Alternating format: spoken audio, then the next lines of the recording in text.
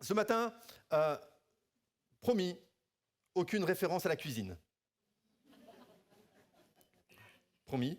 Mais référence à d'autres choses. Ce matin, j'aimerais que vous apportiez une pensée qui résulte aussi d'une réflexion de notre conseil pastoral par rapport à l'idée de la communion fraternelle et de l'encouragement dans l'Église. Et comment renforcer cela, comment vivre cela en tant que membre de l'Église Connect. Et donc, pendant une première partie de mon message, je vais vous apporter quelques réflexions à partir d'un texte de l'Ancien Testament sur justement l'encouragement et sur le besoin de la communion fraternelle et d'avoir du contact les uns les autres. Et dans une deuxième partie, nous verrons aussi comment le vivre concrètement à Connect. Comment nous voulons mettre l'accent sur certaines choses dans notre Église et on verra comment le faire aussi en tant qu'Église. Un texte ce matin qu'on va lire ensemble dans le premier livre de Samuel au chapitre 23. Et donc le thème de mon message c'est « Encourageons-nous les uns les autres ». Et donc un texte que vous connaissez peut-être, un texte qui nous parle du roi David et de son ami Jonathan, et un texte où on voit David qui est dans un moment de découragement. Vous savez, c'est le moment où il a été au moins comme roi, mais il n'est pas encore sur le trône et il doit gérer toute sa relation avec le roi Saül qui est en place. Et donc, parce qu'il craint à sa vie, parce qu'il a peur, David va aller dans un désert qu'on appelle le désert de Ziph, qui est environ à une quarantaine de kilomètres au sud de Jérusalem. Et tout ce qu'il va faire, et c'est la raison pour laquelle il va dans ce désert, c'est qu'il veut ne pas rencontrer Saül, ne pas rencontrer le roi qui en veut à sa vie, qu'il le voit comme un rival pour le trône. Et c'est dangereux, comme Saül veut le faire mourir, il a déjà essayé de le faire mourir plusieurs fois, alors David veut absolument ne pas rencontrer Saül et c'est pour ça qu'il va s'enfuir dans le désert. Et on voit dans cette histoire, dans les versets en tout cas que je vais vous lire, que Jonathan, qui est aussi le fils de Saül, va partir pour encourager le roi David dans ce moment de découragement, dans ce moment où il n'est pas bien. Et à travers ce texte, on regardera 4 leçons ensemble qu'on peut en retirer. Mais lisons ce texte, 1 Samuel, chapitre 23, les versets 15 à 18. David, voyant Saül en marche pour attenter à sa vie, se tint au désert de Ziph, dans la forêt. Ce fut alors que Jonathan, fils de Saül, se leva et alla vers David dans la forêt. Il fortifia sa confiance en Dieu et lui dit « Ne crains rien, car la main de Saül, mon père, ne t'atteindra pas.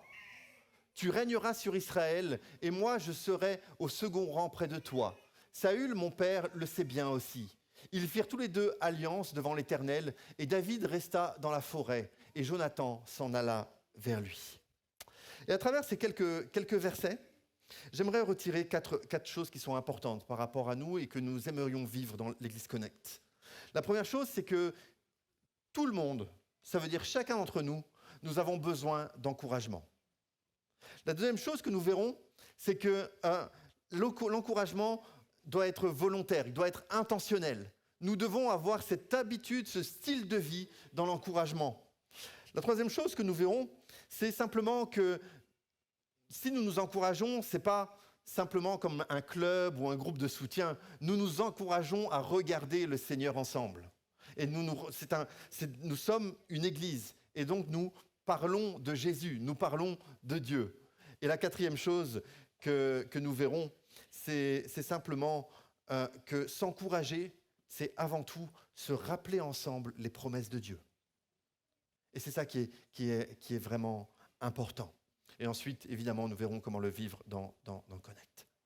Première chose, nous avons tous besoin d'encouragement. Nous avons besoin d'être encouragés parce que nous vivons des temps qui peuvent être difficiles. Je ne sais pas si la vie est toujours facile avec vous, mais en tout cas, moi, il m'arrive d'avoir des moments plus compliqués. Il m'arrive d'avoir des difficultés, il m'arrive de passer par des temps de découragement et des temps d'épreuve. Et je crois que c'est le lot de chacun d'entre nous ici. Et quand on regarde, pourtant, on est en train de parler du roi David. Le roi David, qui était un homme absolument extraordinaire. Un homme d'une force et d'une habileté au combat excellente. On dit que quand il gardait les troupeaux, il a tué un ours, il a tué un lion. C'est aussi le David de Goliath, où, alors qu'il était plus frêle, ou en tout cas moins costaud, il a réussi à terrasser le géant. Nous parlons de David qui, déjà à cette époque, on le pense, a écrit un bon nombre de psaumes et ces cantiques qui sont extraordinaires pour notre vie de foi et qui témoignent d'une vraie relation avec Dieu. Et c'est un homme ici, David, à qui Dieu a beaucoup donné. C'est un homme qui est appelé à être roi. Il a reçu déjà l'onction royale. Et pourtant, il va passer par ce temps de découragement. Et Jonathan va aller l'encourager. Pourtant, Jonathan, on en parle beaucoup moins dans la parole. On a plusieurs indices sur lui, et c'était aussi un homme très bien.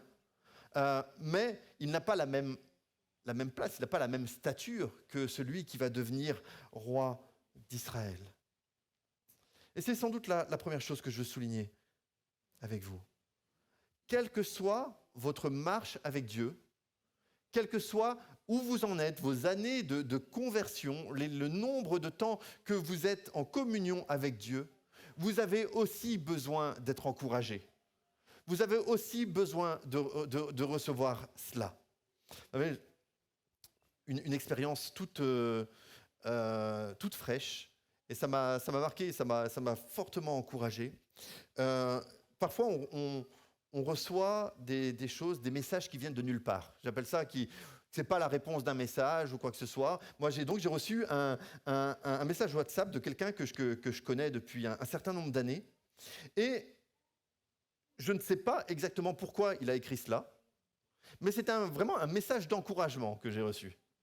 Un message me remerciant du temps que j'avais pris pour lui, etc., etc. Et ça m'a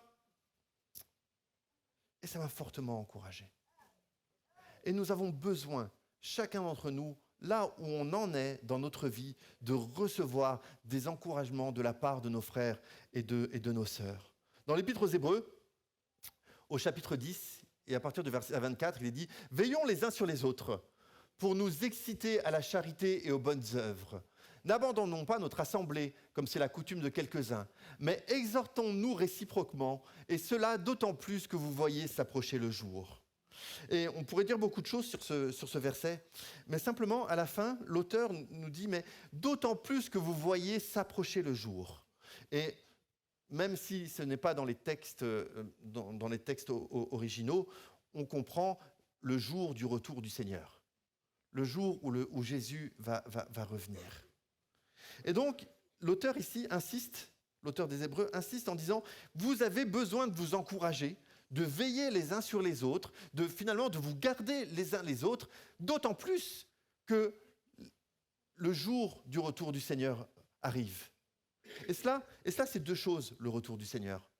Et je crois deux choses qui vont ensemble. Pour nous, c'est une grande joie, c'est notre espérance. Jésus revient bientôt.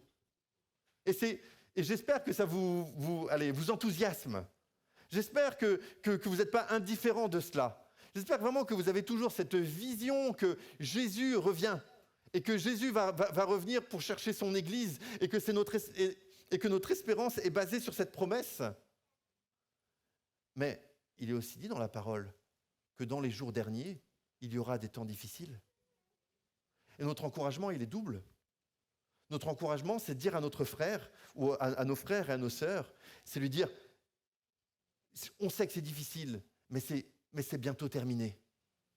On sait que c'est difficile, mais Jésus prend soin de toi. On sait que c'est difficile, mais Dieu marche avec toi et connaît tes problèmes et connaît tes difficultés. On n'aura pas une vie facile.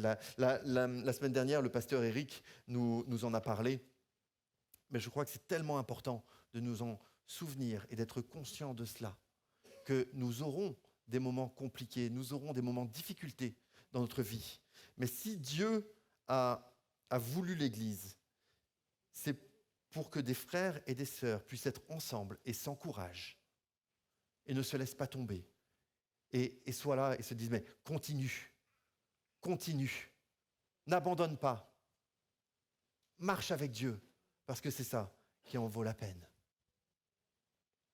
La deuxième chose que je voulais vous dire avec vous ce matin, c'est que l'encouragement, c'est un effort conscient, c'est volontaire, c'est ce qu'on appelle intentionnel. Ce n'est pas quelque chose qui nous tombe comme ça dessus, en général. Ici, dans ce texte, il est dit que Jonathan, le fils de Saül, se mit en route et se rendit auprès de David, à Horécha, pour l'encourager en affermissant sa confiance en Dieu. Il est dit que Jonathan se mit en route. Je ne sais pas si vous vous rendez compte, mais le combat que ça a dû être aussi pour Jonathan, ça n'a pas dû être facile, parce que Saül, c'est son père. Et en faisant cela, il se met aussi en porte-à-faux par rapport à son père, et il préfère suivre ce que Dieu lui a mis sur le cœur que sa fidélité familiale. Mais c'est intentionnel ce qu'il fait. Il décide d'aller voir David, et il décide de le rencontrer pour l'encourager. Et c'est à ça que nous sommes appelés. En tant que chrétiens, en tant que frères et sœurs.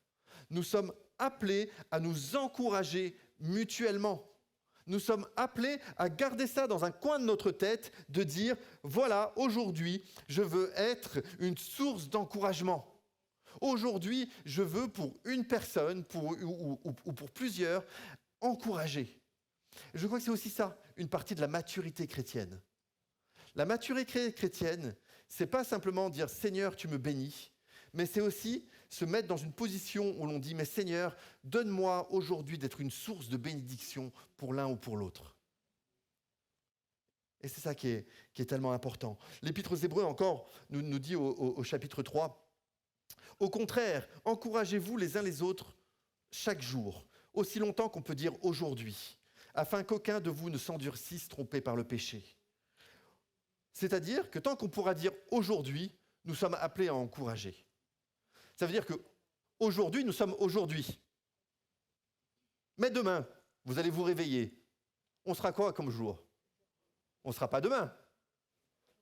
Demain, on sera aujourd'hui. Vous me suivez? Voilà. Mais demain, on sera aujourd'hui. Et donc, l'auteur nous dit, chaque jour, tant que tu peux dire aujourd'hui, alors vous vous encouragez les uns et les autres. Et je vais même aller plus loin. Je pense que s'il y a une journée où nous n'avons pas été une source d'encouragement, alors nous avons manqué une partie de ce que Dieu attend de nous. Alors c'est peut-être un peu sévère, mais vous allez me dire, oui, mais l'encouragement, ça peut prendre plusieurs choses. Et ça commence évidemment dans le cadre de votre famille, mais c'est aussi les autres.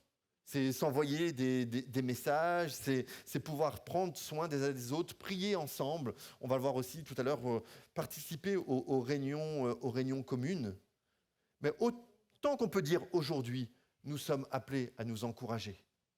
Je crois vraiment que l'Église, c'est une communauté d'hommes et de femmes qui prient ensemble et qui s'encouragent ensemble à continuer la marche avec Dieu. Troisième chose, encore à travers ce texte, c'est que on s'encourage mutuellement en Dieu. Nous ne sommes pas un club. Nous ne sommes pas un groupe de soutien psychologique. Et ces choses, je ne dis pas que ces choses sont mauvaises. Mais si Jonathan a fait toutes ces choses, tout ce chemin, c'était pour affermir la confiance de David en Dieu. Il n'est pas d'aller voir, et ça c'est un petit peu la mode actuellement, où on essaye d'affermir sa confiance en soi-même. Et il y aura peut-être des ateliers ou des séminaires là-dessus, ou beaucoup de choses sur les réseaux sociaux. Il faut que tu affermisses ta confiance en toi-même. Et dans certains aspects, ça peut être bénéfique. Mais nous, en tant qu'Église, ce que nous faisons, c'est pas, si j'ai envie d'encourager Santos, je ne vais pas dire, Santos, tu es un chouette gars, vraiment, tu es le meilleur, tu vas trouver les ressources en toi-même pour t'en sortir. Moi, je vais aller voir Santos, je vais lui dire, Santos, regarde au Seigneur, regardons au Seigneur ensemble, prions ensemble, on s'encourage en Dieu. On ne s'encourage pas simplement pour, pour nos propres ressources à nous-mêmes, mais on a confiance dans le Seigneur. Et on se prend par la main, on se prend par le bras, on s'encourage et on dit mais continue, en Dieu. C'est en Dieu que ça va se passer. C'est Dieu qui va faire quelque chose dans ta vie. Et là, c'est ce que Jonathan a fait. Il est allé voir David et il lui a dit c'est en Dieu qu'il faut que tu trouves ton courage. C'est en Dieu que tu dois trouver tes ressources. Et c'est vraiment aussi tellement important de nous le rappeler. 1 Corinthiens 11, au verset 17, un texte que j'aime lire, en tout cas qui m'interpelle à chaque fois. Quand Paul va parler aux Corinthiens, il va les reprendre, et quand vous lisez la première épître aux Corinthiens, il les reprend parfois très durement. Et il leur dit, en donnant cet avertissement, ce que je ne loue point, c'est que vous vous assemblez non pour devenir meilleur, mais pour devenir pire. Personnellement, si l'apôtre Paul nous écrivait cette lettre-là, je serais un petit peu remis en question. Et les Corinthiens, c'est vrai, et on lit dans le texte où ils faisaient vraiment des choses, où ils étaient un peu à côté de la plaque sur beaucoup de domaines. Vous assemblez pas pour devenir meilleur, mais pour devenir pire. Et parfois, faisons attention dans ce que nous disons, dans les conseils que nous pouvons donner, dans les relations que nous pouvons avoir, même dans l'Église. Regardons ensemble à Jésus. Regardons ensemble vers notre Seigneur et disons, mais Seigneur, c'est en toi, c'est vers toi que nous voulons regarder. C'est vers toi que nous voulons tourner nos regards. J'espère que nous nous assemblons pour devenir meilleurs. J'espère que nous nous assemblons pour vivre cette réalité que le Saint-Esprit nous fait avancer jour après jour après jour en tant qu'Église Connect. Enfin, mon quatrième point, c'est finalement s'encourager, c'est se rappeler les promesses de Dieu. Ici, Jonathan va faire tout ce chemin, et à l'époque, 40 km, c'était quand même un chemin assez important. Et il lui dit, ne crains rien, car la main de Saül, mon père, ne t'atteindra pas. Tu régneras sur Israël, et moi, je serai au second rang près de toi. Saül, mon père, le sait bien aussi. Jonathan savait que David était appelé à devenir le roi d'Israël. Il savait que David était appelé à prendre la place de son propre père. Et il est arrivé et il a commencé pour lui dire, mais je te rappelle ce que Dieu t'a promis. Je te rappelle ce que Dieu t'a promis. Il y a une puissance à se rappeler ce que Dieu nous promet.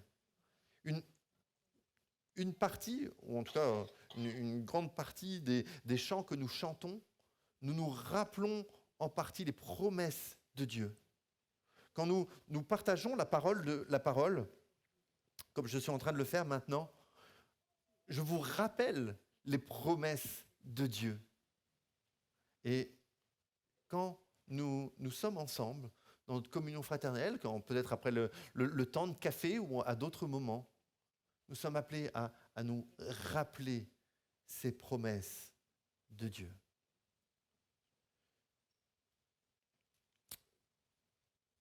Notre souci en tant que conseil pastoral, c'est que nous ne voulons pas devenir une église impersonnelle. Alors vous allez dire, c'est difficile de connaître tout le monde, et c'est vrai que nous sommes un certain nombre, mais nous voulons nous encourager chacun, vous demander chacun de prendre soin les uns des autres. Alors vous ne pourrez pas prendre soin des 150 personnes ou 200 personnes qui sont là ce matin, mais au moins que vous puissiez créer des liens, que vous puissiez créer des relations, et que vous puissiez prendre le temps de vous encourager les uns les autres. c'est notre prière. C'est, je pense, une des raisons pour que j'ai déjà dit que Dieu a donné l'Église et a voulu l'Église. C'est pas simplement pour vivre des moments où on est assis sur une chaise les uns à côté des autres. C'est pour créer cette relation, créer comme une famille finalement, et où on s'encourage les uns les autres mutuellement. Alors comment le vivre à Connect? Et c'est la deuxième partie de mon message ce matin. Comment le vivre à Connect? Alors la première chose, c'est nous pensons que vivre la communion fraternelle et cette notion d'encouragement, c'est d'abord, et c'est j'allais dire le point qui peut sembler le plus logique, en participant à nos réunions. Le culte du dimanche matin, c'est un moment qui est important. C'est un moment où nous nous retrouvons ensemble. C'est un moment où on est le plus nombreux et où on s'encourage. Moi, je suis encouragé. Je me faisais la réflexion encore ce matin. Je suis encouragé quand je vous entends louer Dieu. Et je suis encouragé de vous voir les uns les autres. Et on s'encourage. Et sans doute que tout à l'heure, on prendra une tasse de café et on s'encouragera ensemble. On prendra des nouvelles les uns des autres. Et je vous invite vraiment à être là. On a eu 2 ans un peu compliqués avec le Covid, où c'était difficile de se réunir. Et on s'est rendu compte à quel point cela nous manquait. Ça nous manquait. À un moment, on avait fait des cultes où on ne pouvait être que 100, on faisait 2 cultes. Bon, vous savez tous un petit peu ce qu'on a pu vivre à ce moment-là. Mais la communion fraternelle se vit en présentiel. Alors je comprends que certaines personnes ne peuvent suivre le culte que en ligne pour des raisons de santé, pour des raisons familiales, pour des raisons professionnelles, et ça je le comprends tout à fait, et ce n'est pas pour vous que je dis ça. Ce que je dis, c'est que j'encourage tous ceux qui le peuvent, qui ont les capacités physiques et les possibilités d'être là le dimanche matin pour s'encourager les uns les autres. Et c'est la même chose pour le mardi soir, où nous nous réunissons pour un temps de prière, pour une rencontre de semaine, où on est ensemble. Et encore, le mardi soir, on est un petit peu moins nombreux, et moi je suis encouragé quand j'entends la voix des uns des autres s'élever dans la prière. Et je vous encourage à être là. Là, en plus, on rentre dans une semaine de jeûne et prière pendant 3 jours. Non, pendant toute la semaine, mais pendant 3 jours, on va se rencontrer lundi, mardi, mercredi. Soyez là, soyez présents. Je veux aussi citer ce matin la rencontre du samedi matin à 10h, où c'est vraiment des temps de prière, d'intercession particuliers. Vous savez, les deux vont ensemble. Quand vous regardez au début du livre des Actes, quand il est parlé des persévérances, des 4 persévérances, il est parlé de la fraction du pain, il est parlé de l'enseignement des apôtres, il est parlé des prières et de la communion fraternelle. Et je crois que la prière et la communion fraternelle vont ensemble. Et que quand vous priez ensemble, il y a comme un lien spirituel qui se crée. Alors, bien entendu, ce que je dis, c'est qu'on ne peut pas participer non plus à toutes les rencontres et qu'on a tous j'allais dire, des obligations familiales, des obligations professionnelles, on a d'autres choses. Et ça, je ne suis pas là pour vous mettre un fardeau sur vos épaules. Mais je suis là pour que chacun d'entre nous, ensemble, on puisse se dire, mais comment vivre la communion fraternelle d'une manière différente dans notre Église? La deuxième chose, c'est en servant le Seigneur. Je crois qu'en servant le Seigneur ensemble, il y a des liens qui se développent. En servant le Seigneur ensemble, on apprend à se connaître, on apprend à prier les uns pour les autres. Il y a des chouettes choses que je vois, des chouettes relations qui naissent parce qu'il y a un service qui est ensemble, et peut-être avec des personnes qu'on n'aurait pas spontanément, qu'on ne serait pas spontanément allé voir. Alors derrière moi s'affiche toute la liste des services, on ne va pas les citer tous, mais c'est important. C'est important, cette réalité de quand on sert le Seigneur, on s'encourage les uns les autres. Troisième chose, et c'est par ça que je veux terminer, j'ai prévu un ou deux petits témoignages aussi par rapport à ça. En se joignant à un groupe, on a besoin d'avoir des groupes, de vivre les groupes, d'avoir des moments où on est ensemble. Alors évidemment, je vais vous parler pour ceux, et ça c'est un groupe d'âge particulier, entre 15 jusqu'à 25, 26, 27 ans, peut-être plus, où il y a un groupe de jeunesse qui se réunit chaque vendredi à 19h. Et donc je suis l'un des responsables, mais il y en a d'autres. Et ça, je vous encourage, si c'est dans votre groupe d'âge, dans votre classe d'âge, à partir de 15 ans, à être là. Non, là, c'était un petit peu...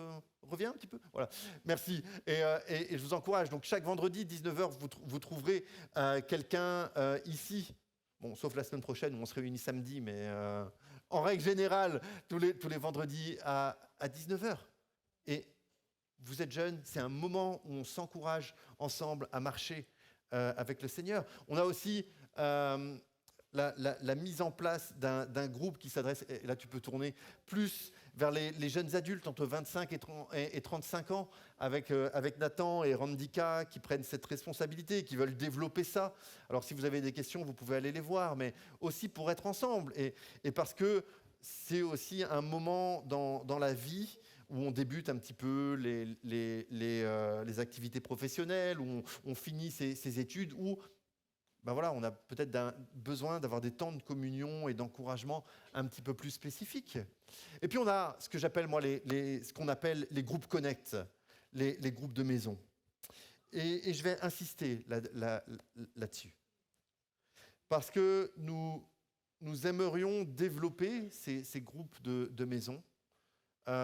Les échos qu'on a des différents groupes qui se réunissent sont vraiment excellents. Et j'aimerais que l'on puisse prendre conscience que c'est un outil où on peut grandir, où on peut s'encourager ensemble et où on peut développer des relations spéciales de communion fraternelle. Je vais demander à Joël, où Joël ? Ah, tu es là, Joël. Est-ce que tu peux donner le micro à Joël, s'il te plaît, Santos ? Joël va juste nous partager quelques mots sur comment les groupes de maison ont pu l'aider aussi dans sa marche chrétienne. Joël a fait partie du groupe de maison à Anderlecht, et puis aussi à Saint-Pietersloo de temps en temps. Hein. Souvent, alors même plus que de temps en temps. Donc voilà, vas-y Joël. Bonjour. Je voulais dire que pour moi, le groupe de maison, c'est vraiment un lieu privilégié dans lequel on crée des liens beaucoup plus profonds qu'à l'église. Parce que le dimanche, vous le voyez d'ailleurs, tout le monde est occupé, tout le monde court à gauche et à droite. On échange bien quelques mots, mais ce n'est pas là qu'on développe vraiment les relations. Pendant ces temps de communion fraternelle, ça invite aussi à échanger nos idées et nos réflexions sur la prédication, du culte, ou bien sur la parole en général. On s'enrichit mutuellement et on aiguise aussi le fer contre les fers. Alors c'est un endroit dans lequel on peut déposer nos fardeaux, nos questions, partager nos expériences. On prie les uns pour les autres, on s'encourage, on s'exhorte, on se console et on se réjouit aussi. Et puis il y a le rôle du leader spirituel qui nous garde, nous protège des faux raisonnements et des fausses doctrines. Donc c'est vraiment un lieu supplémentaire et oui, très important, je trouve aussi. Merci Joël. Merci Joël. Et donc, qu'est-ce que nous avons comme groupes qui sont existants ? Et merci Joël, parce que c'est encourageant, c'est bien complet par rapport à ce qu'est un groupe de maison. Qu'est-ce que nous avons ? Nous avons un groupe qui se réunit à Braine-le-Château le vendredi, environ toutes les 2 semaines à 19h30, avec le pasteur Eric, c'est chez Éliseo et Mélissa. Et c'est... Moi, non, mais laisse encore... tu vas un peu vite, Elvis. Merci. On n'a que des très bons échos. J'ai de bons échos de tous les groupes, donc je vais le dire à chaque fois. Mais c'est chouette. N'hésitez pas à aller voir Mélissa ou Éliseo par rapport à cela. Ils vivent des bons moments et c'est le vendredi soir et c'est à la fin de la semaine, c'est un moment d'encouragement à la fin de la semaine. Nous avons d'autres groupes. Nous avons un groupe à Saint-Petersleu, chez Vincent et Lina, avec Michele comme responsable. Et là aussi, c'est des chouettes moments qu'ils vivent. Ils vivent des temps de communion fraternelle, des temps d'encouragement. Donc là, c'est le mercredi, toutes les 2 semaines, à 19h30. Nous avons aussi... qu'est-ce que nous avons encore ? Nous avons un groupe à Dilbeek, avec Edwina et Franco, qui se réunit aussi vendredi toutes les 2 ou 3 semaines. Mais si vous avez des questions, allez les voir pour avoir les dates un petit peu plus précises. Et normalement, les dates se retrouvent aussi dans la lettre de nouvelles qu'on vous envoie chaque semaine. Donc, c'est important aussi de lire cette lettre de nouvelles. Et pour les groupes de maison, un groupe à Anderlecht, qui se réunit tout le dimanche, environ toutes les 2 semaines aussi, aller à 18h chez Patricia. Et là encore, c'est un horaire différent. Je ne sais pas si vous voyez, mais on essaye d'avoir une multiplicité d'horaires, une multiplicité de lieux, pour que chacun puisse s'y retrouver. On a aussi un groupe à Saint-Gilles, qui est environ lundi toutes les 2 semaines. Donc on doit reprendre ça avec moi, mais chez monsieur et madame Canova. Et puis il y a autre chose que j'aimerais vous laisser, une sorte de défi. Est-ce que quelque part, à un moment, vous pourriez réfléchir à accueillir un groupe de maison chez vous ? Alors vous allez me dire, oui, mais qu'est-ce que c'est ? Qu'est-ce que ça implique ? Comment ça fonctionne ? Et je vais laisser quelqu'un qui va le dire mieux que moi, encore. Et je vais laisser Edwina dire quelques mots par rapport à ça. Edwina et Franco accueillent un groupe de maison. C'est notre groupe de maison le plus récent, qui a fonctionné les 2-3 fois avant la fin de l'année scolaire et qui est en phase de reprise. Vous l'avez fait vendredi, hein ? Vous l'avez fait vendredi. Et on va laisser Edwina expliquer un petit peu comment elle vit cela. Voilà. Bonjour à tous. Donc voilà comment est née un petit peu notre cellule. Alors, pour faire court, sinon ça va prendre trop de temps, il y a quelques mois de cela, mon mari a vécu une expérience personnelle avec Dieu. Donc, il a eu, on appelle ça un réveil spirituel. Et ce qui a fait que, on va dire, on a eu cette envie de plus prier. Et moi, évidemment, je l'ai suivi dans ce sens aussi, puisque j'avais aussi ça à cœur. Et donc, ça a été quelque part un sorte de projet qui est né tout doucement dans notre cœur et qui a vite pris forme, effectivement.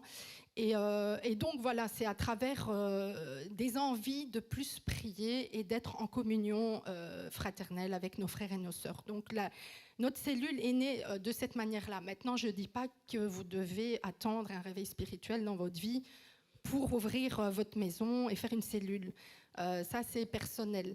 Maintenant, au niveau pratique, comment ça se passe ? Eh bien, voilà, on accueille nos frères et nos sœurs à la maison, on choisit une date, on crée un petit groupe, et puis on se met un peu tous d'accord sur ce qui nous arrange le mieux au niveau des dates. Et puis, voilà, chez moi, c'est le vendredi soir, par exemple. Une fois par mois, je le fais, c'est pas toutes les 2 semaines. Pour que ce ne soit pas trop lourd non plus pour tout le monde, puisqu'il y a beaucoup de gens qui sont engagés dans d'autres choses dans l'Église. Et puis, voilà, on chante quelques chants, on apporte une petite pensée. Et je mets l'accent surtout de ce qu'il a dit, le pasteur Timothée, c'est la communion fraternelle. Alors ça, en tout cas, je pense qu'on est tous d'accord pour dire que c'est super important. Et nous, on aime vraiment ça, accueillir nos frères et nos sœurs à la maison.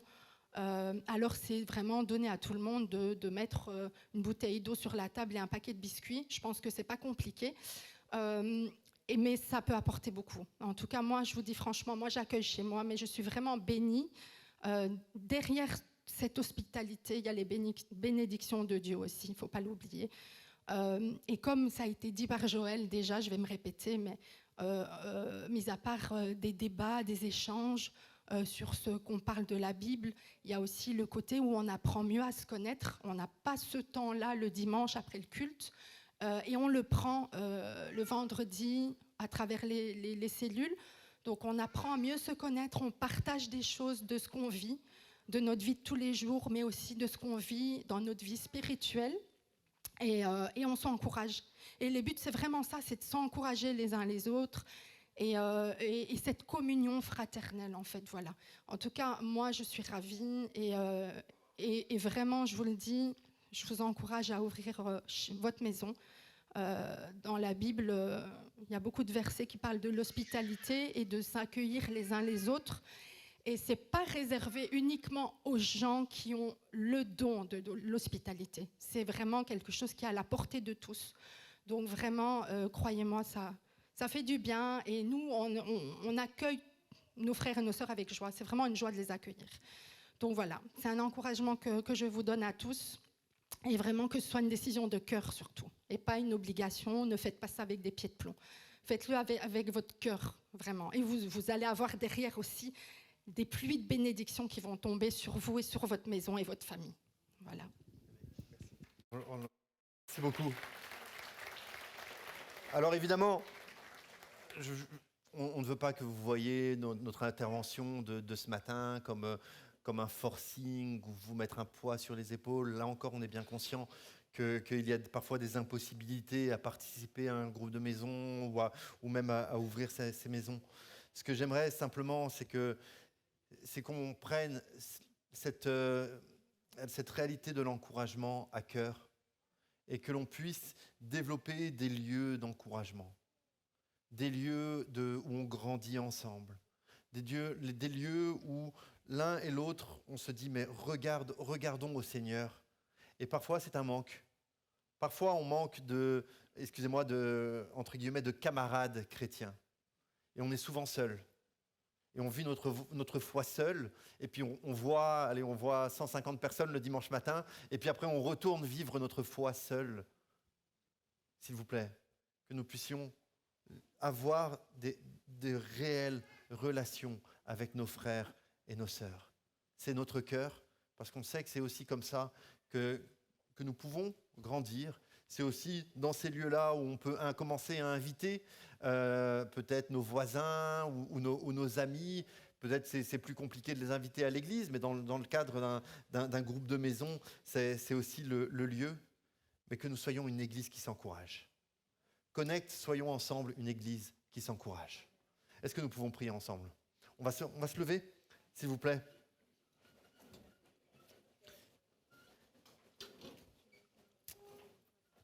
Seigneur, nous te remercions parce que tu as voulu l'Église, Seigneur.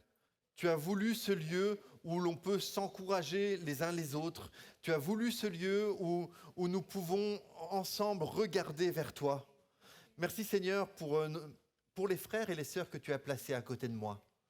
Seigneur, ceux qui vont, par leur présence, par leurs mots, par leurs actions, Seigneur, être une source d'encouragement pour moi. Seigneur, que nous soyons tous comme des Jonathan pour des David.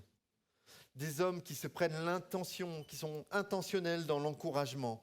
Des hommes et des femmes qui sont là et qui ne veulent pas laisser finalement l'encouragement de côté, mais qui veulent en faire une réalité dans leur quotidien. Que nous soyons encouragés ce matin et que nous devenions des sources d'encouragement. Nous te prions pour chacun de nos groupes de maison, Seigneur. Tu les connais et tu permets que l'on vive des belles choses, Seigneur, dans ces moments. Tu nous aides, Seigneur, à développer cela, qu'il y ait des maisons qui s'ouvrent, Seigneur, qu'il y ait des cœurs qui s'ouvrent et qu'il y ait des lieux où l'un et l'autre peuvent être ensemble. Nous te le demandons, Seigneur, dans le nom de Jésus. Amen.